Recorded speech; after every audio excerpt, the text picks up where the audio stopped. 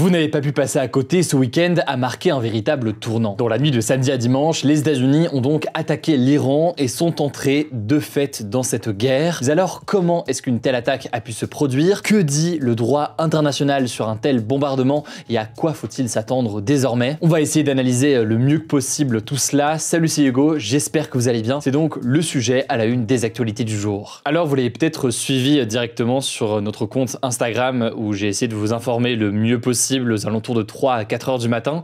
Dans la nuit de samedi à dimanche, 3 sites nucléaires iraniens ont été bombardés par les États-Unis.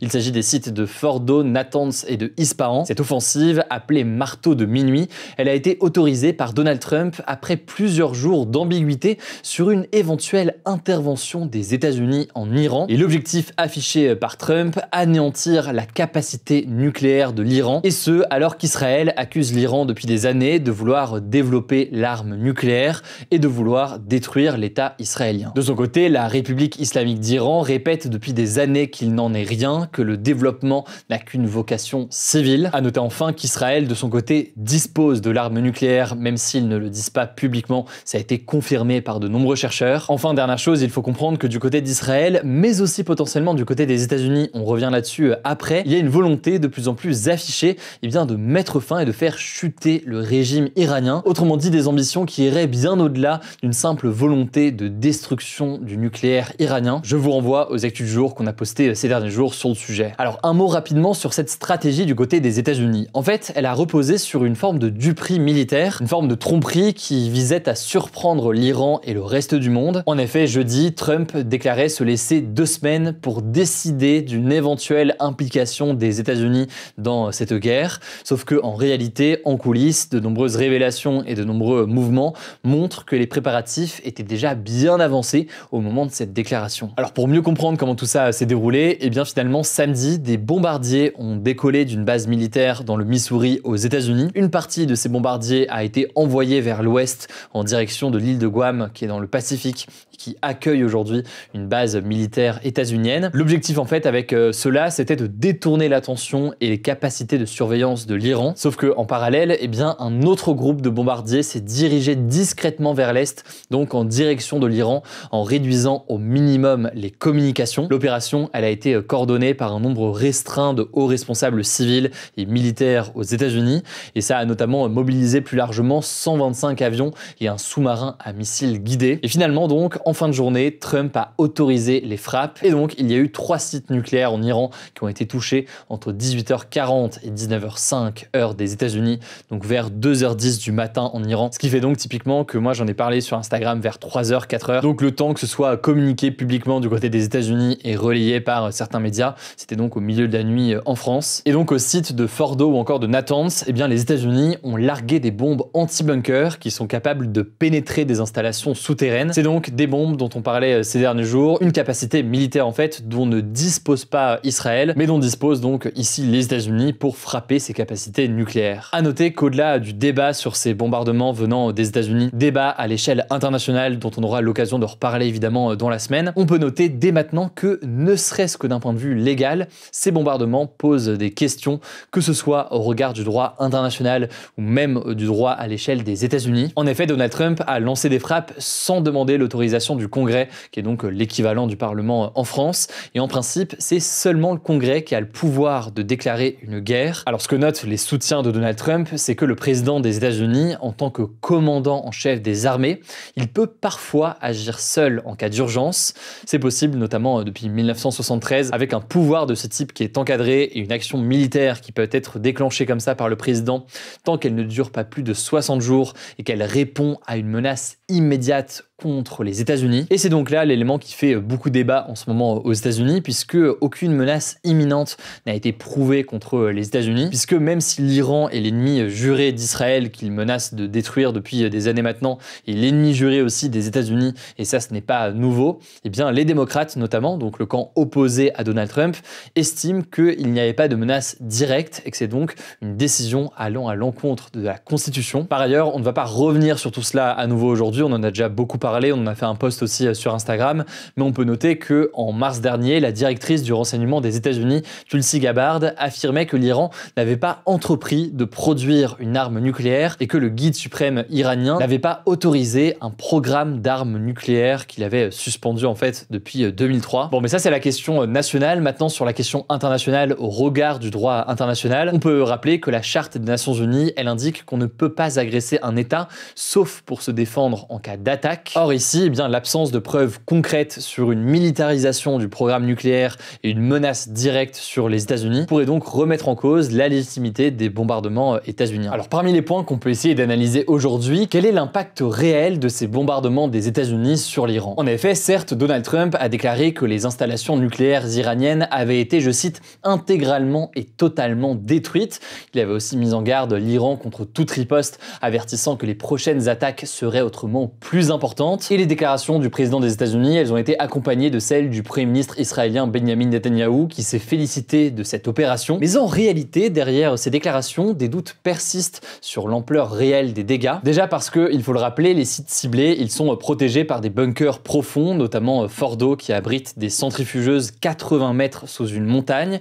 Et certes, les bombes anti-bunker, elles ont sans doute causé des destructions importantes, mais aujourd'hui, aucune source indépendante n'a pu pour le moment confirmer leur efficacité totale. De son côté, l'Iran affirme avoir mis à l'abri ses stocks d'uranium enrichi avant les frappes et affirme que son programme n'est pas anéanti. Par ailleurs, il met en avant, je cite, son savoir-faire nucléaire que les bombes ne peuvent pas détruire. Autrement dit, même si certaines installations ont été touchées, l'Iran estime qu'il serait capable de redémarrer rapidement son programme et d'enrichir à nouveau de l'uranium. Enfin, pour avoir passé beaucoup de temps ce week-end à suivre évidemment ce qui se passait et les déclarations, on peut noter que du côté israélien, on est plus prudent tout de même sur les affirmations comme quoi les capacités nucléaires iraniennes avaient été complètement détruites. Et d'ailleurs, on peut noter que des nouveaux bombardements israéliens et des nouvelles attaques israéliennes en Iran, eh bien, ont eu lieu après ce week-end. Mais on reparle de ça dans un instant. En tout cas, pour le moment, l'Agence internationale de l'énergie atomique, l'AIEA, n'a pas détecté de hausse de radiation, mais le directeur de l'agence appelle cependant à la retenue maximale,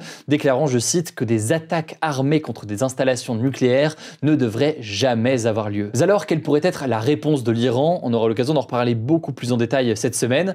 Mais on peut noter que le chef de la diplomatie iranienne a averti que la République islamique riposterait avec des conséquences durables.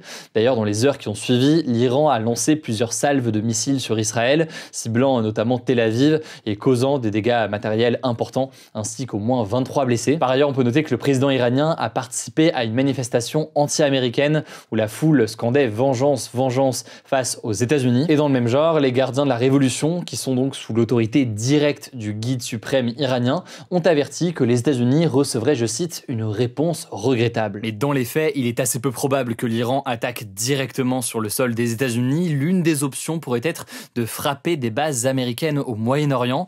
Les États-Unis possèdent en effet une quinzaine de bases et des dizaines de milliers de soldats dans la région. Et justement, c'est tombé au moment où on allait mettre en ligne ces actus du jour. L'Iran a déclaré avoir lancé, je cite, une puissante réponse à l'attaque américaine. Selon plusieurs médias du monde entier, l'Iran a tiré plusieurs missiles en direction du Qatar et de l'Irak, où se situent des bases américaines. Alors le Qatar, qui accueille la plus grande base militaire américaine du Moyen-Orient, a fermé son trafic aérien. Selon des journalistes de l'AFP, des explosions ont été entendues à Doha, qui est donc la capitale du Qatar. Des explosions qui pourraient être liées à une défense antimissile, mais encore une fois, on a relativement peu d'informations pour le moment, donc il faut rester prudent. Le Qatar a aussi déclaré que ses défenses aériennes avaient intercepté l'attaque de missiles, une attaque qui n'aurait fait aucune victime sur la base américaine selon le Qatar. Le Qatar a également déclaré qu'il se réservait le droit de répondre conformément au droit international. Là-dessus, du coup, on vous tient au courant dans les prochaines minutes directement sur Instagram. L'une des ripostes potentielles pour l'Iran, elle concerne potentiellement le détroit d'Ormuz, un passage stratégique par lequel transite une part importante des exportations mondiales de pétrole et de gaz. Mais je rentre pas dans les détails là-dessus, sinon ce format des actus du jour va commencer à durer une demi-heure. Là, l'objectif de ces actus, c'est de faire un récap des premiers éléments et du contexte général.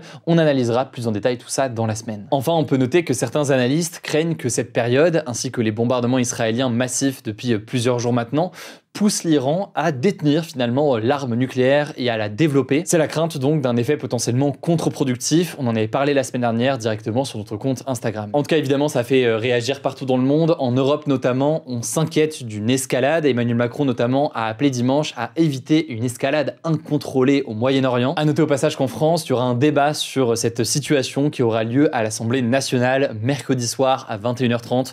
On prendra donc le temps de suivre tout ça. En tout cas, en parallèle, les bombardements se poursuivent. Ce lundi, l'armée israélienne a notamment frappé la prison d'Evin à Téhéran, qui est pour beaucoup des opposants au régime islamique iranien un symbole de la répression du régime. Mais il y a aussi 6 aéroports du régime et le quartier général des gardiens de la Révolution qui ont été bombardés. À noter concernant cette prison que Cécile Collère et Jacques Paris, 2 otages français qui sont détenus depuis plus de 3 ans en Iran, eh bien, se trouvent justement au sein de cette prison. On peut noter que Noémie Collère, la sœur donc de Cécile Collère, a dénoncé des bombardements qu'elle juge, je cite, complètement irresponsables, estimant que cela, je cite, met nos proches en danger de mort. Israël, de son côté, affirme n'avoir frappé que la porte et l'entrée de la prison d'Evin. Emmanuel Macron a d'ailleurs réagi sur cette frappe sur une prison. Il a déclaré que ce bombardement israélien, je cite, n'avait rien à voir avec les objectifs affichés. Et plus largement, il estime que les bombardements des États-Unis, je cite, n'ont pas de légalité, même s'il partage, je le cite là aussi, l'objectif de ne pas voir l'Iran accéder à l'arme nucléaire. Enfin, il y a quelques instants, j'évoquais le fait que du côté israélien, il y a de plus en plus un discours et des actes avec des bombardements, suggérant que le gouvernement israélien ne veut pas seulement mettre fin aux capacités nucléaires iraniennes, mais aussi faire chuter le régime iranien. Et bien là-dessus, Emmanuel Macron a aussi réagi, semblant s'opposer donc à ses ambitions, déclarant notamment, je cite, « Je ne pense pas qu'on puisse se substituer à un peuple pour changer ses dirigeants », en référence donc au peuple iranien. En Iran, les bombardements israéliens ont tué plus de 400 personnes, majoritairement des civils selon le ministre iranien de la Santé. En Israël, c'est 24 personnes qui ont été tuées, tous des civils selon le gouvernement israélien, des bilans qui pourraient évoluer dans les prochaines heures. En tout cas, ça me paraissait essentiel de faire un point aujourd'hui. Dans les prochaines heures, on suit tout ça directement sur notre compte Instagram. Je pense que vous le savez, le nom du compte, c'est Hugo Décrypte. Je vous laisse avec Léa pour les actualités en bref et je reviens juste après. Merci Hugo et bonjour à tous. On commence avec cette actu. En Syrie, un attentat suicide contre une église de Damas, la capitale du pays, a tué au moins 22 personnes et fait 63 blessés ce dimanche, selon le dernier bilan du ministère de la Santé. Selon le ministre de l'Intérieur syrien, je cite, « Un kamikaze affilié au groupe terroriste État islamique, aussi appelé Daesh, est entré dans l'église, a ouvert le feu et s'est fait exploser avec une ceinture explosive. » Les Nations Unies et plusieurs pays, dont la France, ont condamné cette attaque. Il s'agit de la première de ce type dans la capitale depuis la chute de l'ex-président du pays Bachar al-Assad en décembre 2024. Faut savoir que Daesh s'est fortement développé en Syrie et en Irak à la suite du déclenchement de la guerre civile en Syrie en 2011. Ce groupe a été majoritairement vaincu en 2019 par les forces démocratiques syriennes, une coalition locale soutenue par les États-Unis. Mais les terroristes sont restés présents en Syrie et en particulier dans ses déserts, alors que le pays est marqué par des tensions religieuses entre plusieurs courants musulmans et chrétiens. Deuxième actu, en Ukraine, au moins 8 personnes ont été tuées et une vingtaine ont été blessées dans la nuit de dimanche à lundi dans la région de Kiev, la capitale du pays, à la suite d'une attaque aérienne russe. Au total, la Russie a lancé 352 drones et 16 missiles contre l'Ukraine, selon le président ukrainien Volodymyr Zelensky. Selon lui, des immeubles d'habitation de Kiev et d'autres villes et localités ont été touchés par des missiles russo-iraniens et des armes balistiques nord-coréennes. Des hôpitaux et des équipements sportifs ont également été touchés, selon le ministre de l'Intérieur ukrainien. À noter que Volodymyr Zelensky s'est également rendu ce lundi au Royaume-Uni pour discuter avec le Premier ministre anglais Keir Starmer et ses alliés afin de chercher à mettre en place de nouvelles mesures pour augmenter la pression sur la Russie. On continuera à suivre tout ça. Troisième actu, les alliés de l'OTAN, cette alliance politico-militaire de pays occidentaux menée par les États-Unis,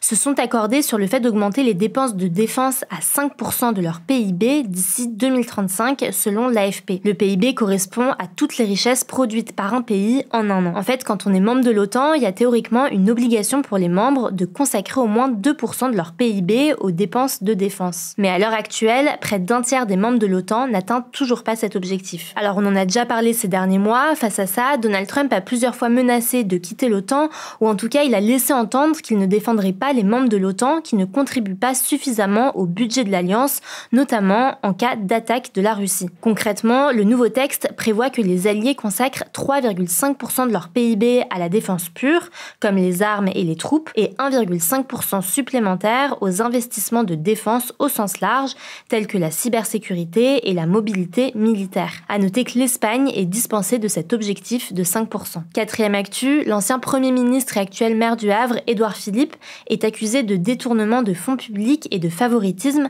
par une lanceuse d'alerte. Cette lanceuse d'alerte a déposé une nouvelle plainte ce 20 juin pour qu'un juge d'instruction enquête sur des soupçons. En fait, elle était chargée, entre septembre 2020 et avril 2023, de suivre le projet de la Cité numérique du Havre, un lieu consacré à l'innovation, au numérique et à l'entrepreneuriat, qui manquait selon elle de transparence et qui avait trop de personnel par rapport à ce qui était vraiment fait. Les soupçons portent principalement sur un accord signé en juillet 2020 entre Édouard Philippe et Stéphanie de Basler, la présidente bénévole de l'association LH French Tech, chargée d'animer et d'exploiter la Cité numérique du Havre. Cet accord liait la métropole du Havre à l'association pour 4 ans, avec le versement de plus de 2 millions d'euros pour l'association afin de gérer et d'animer les lieux. Mais le truc, c'est que cette association était la seule candidate pour ce projet et la présidente de l'association était aussi adjointe au maire au moment des faits.